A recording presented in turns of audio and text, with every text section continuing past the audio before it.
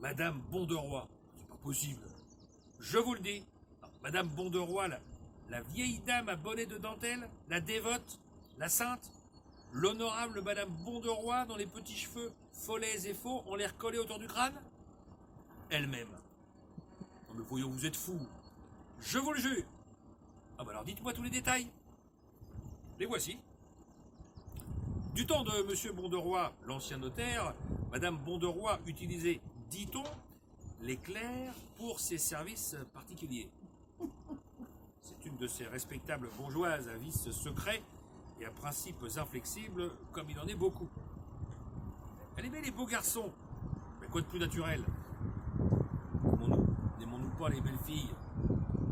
Une fois que le père Bonderoy fut mort, la veuve se mit à vivre en rentière paisible et irréprochable. Elle fréquentait assidûment l'église, parlait dédaigneusement du prochain et ne laissait rien à dire sur elle. Et puis elle vieillit, elle devient la bonne petite femme que vous connaissez, pincée, surie, mauvaise. Or, voici l'aventure invraisemblable arrivée ce jeudi dernier. Mon ami Jean d'Angleterre est, vous le savez, capitaine au Dragon, caserné dans le faubourg de la Rivette. En arrivant au quartier, l'autre matin, il apprit que 2 hommes de sa compagnie s'étaient flanqués une abominable tripotée. L'honneur militaire a des lois sévères. Un duel eut lieu. Après l'affaire, les soldats se réconcilièrent et, interrogés par leur officier, lui racontèrent le sujet de la querelle. Ils s'étaient battus pour Madame Bonderoy. Oh, oui, mon ami, pour Madame Bonderoy. Mais je laisse la parole au cavalier Sibal. Ah, bon ben, voici l'affaire, mon capitaine. Bon, il y a environ 18 mois, je me promenais sur le cours, entre 6 et 7 heures du soir, quand une particulière m'aborda. Elle me dit, comme si elle m'avait demandé son chemin, « Militaire, voulez-vous gagner honnêtement 10 francs par semaine ?»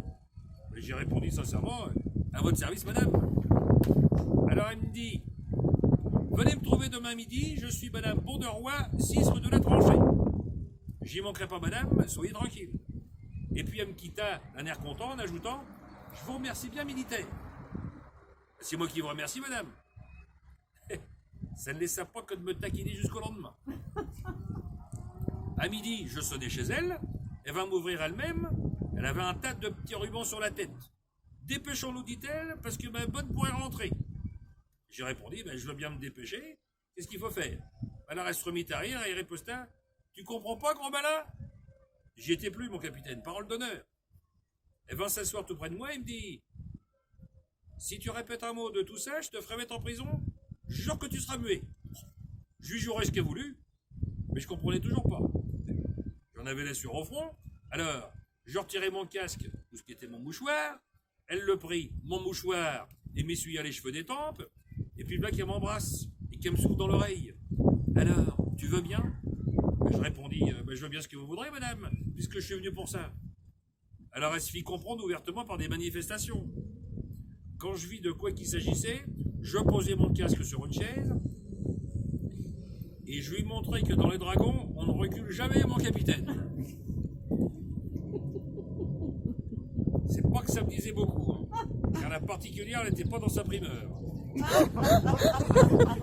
Mais il faut pas se montrer trop regardant dans le métier, vu que les picaillons sont rares. Et puis on a de la famille qu'il faut soutenir. Je me disais, il y aura 100 sous pour le père là-dessus. Quand la corvée était faite, mon capitaine, je me suis mis en position de me retirer. Elle aurait bien voulu que je ne porte pas de sitôt. Mais je lui dis, chacun son dû, madame, un petit verre, ça coûte 2 sous, et 2 petits verres, ça coûte 4 sous. Elle comprit bien le raisonnement et m'a mis un petit Napoléon de 10 balles au fond de la main. Ça m'allait guère, cette monnaie-là, parce que ça vous coule dans la poche, et quand les pantalons sont pas bien cousus, on la retrouve dans les bottes, ou bien on la retrouve pas. Alors que je regardais ce pain à cacheté jaune en me disant ça, elle me contemple, et elle devient rouge, et elle se trompe sur ma physionomie, puis elle me demande « Est-ce que tu trouves que c'est pas assez ?»